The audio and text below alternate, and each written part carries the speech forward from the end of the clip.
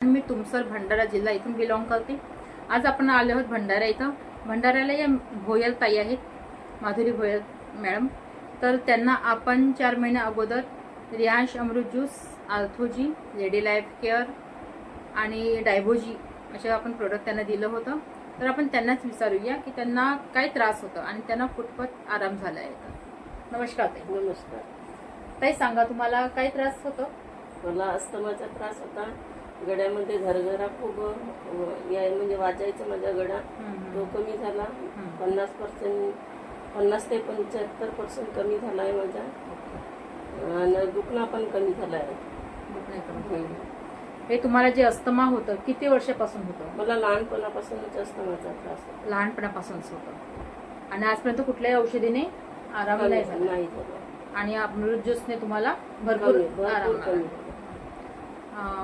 आणखी काय तुम्हाला त्रास होतो? बॉडीमध्ये पेन वगैरे व्हायचं का? बॉडी पेन व्हायची, तो पण ऍसिडिटी व्हायची?